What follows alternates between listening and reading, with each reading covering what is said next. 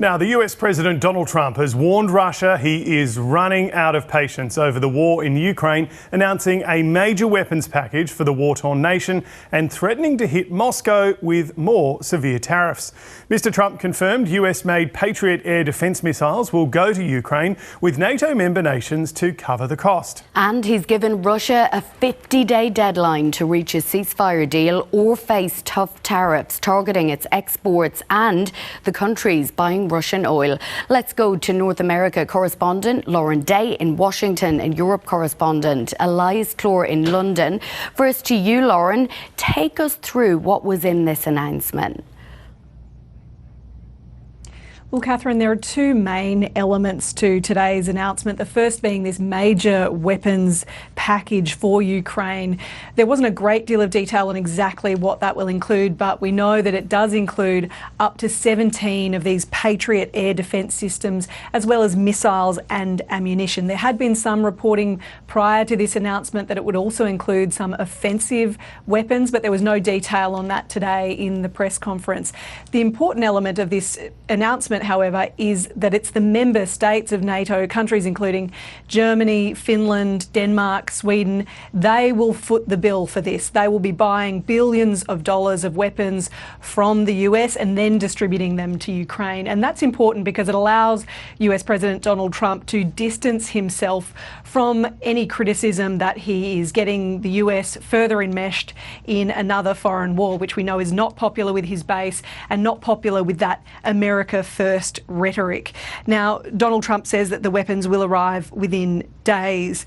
The other significant announcement that came out today was this 100% tariff that Donald Trump says he'll impose on Russia if it fails to reach a ceasefire or a peace deal with Ukraine within 50 days. Now, that in and of itself would not make a huge impact on Moscow because it already sells so little to the US. But he also announced this secondary tariffs, or something that the White House later clarified he meant secondary sanctions on countries, third-party countries, that buy oil from Russia.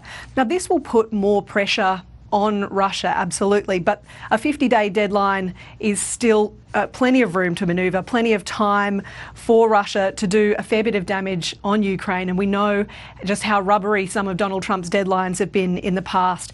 But really, this is a sign of President Trump's growing frustration with Moscow, with Russian President Vladimir Putin. He, of course, spent years lavishing praise on the Russian president, but that's really turned around and that's soured within recent months. And once again today, we heard him expressing more frustration with Vladimir Putin. Here's what he told reporters earlier. I don't want to say he's an assassin, but he's a tough guy. It's been proven over the years. He's fooled a lot of people. He fooled Bush. He fooled a lot of people. He fooled Clinton, Bush, Obama, Biden. He didn't fool me. But what I do say is that at a certain point, you know, ultimately talk doesn't talk. It's got to be action. It's got to be results. Now, there's not only pressure on Vladimir Putin, there's a lot of pressure on President Trump here. Of course, you would remember that Donald Trump promised to end the war in Ukraine within 24 hours when he was campaigning during the election campaign. But then once he took office, he said that he was just speaking figuratively. But he has said repeatedly that he wants to be a peacemaker president. You know, he's really angling for this Nobel Peace Prize, and really Vladimir Putin is standing in his way here. So he'll be hoping that today's announcement gets him one step closer to finally ending this conflict.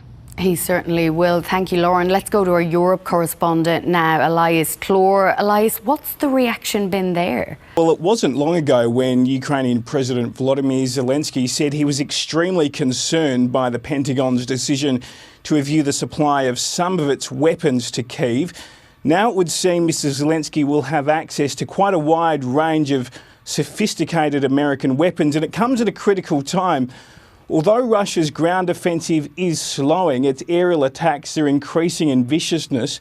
Now, Mr. Zelenskyy has said he's grateful for this. He said that it shows a willingness by Donald Trump and the White House to protect Ukrainian lives. Now, earlier, Mr. Zelenskyy met with the US Special Envoy to Ukraine, Steve Kellogg, where the pair discussed the upcoming delivery of Patriot defence systems, which Lauren has spoken about. This will help counter this aerial onslaught happening by Russia.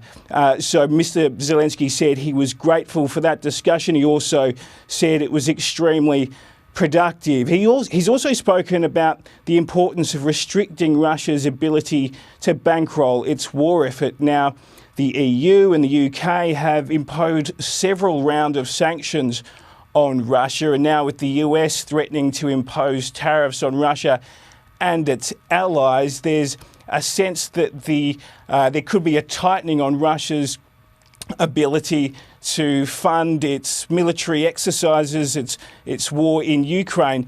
However, as Lauren mentioned, there's a 50-day grace period. So 50 days is 50 nights of Ukrainians living in fear as to what Moscow might do next.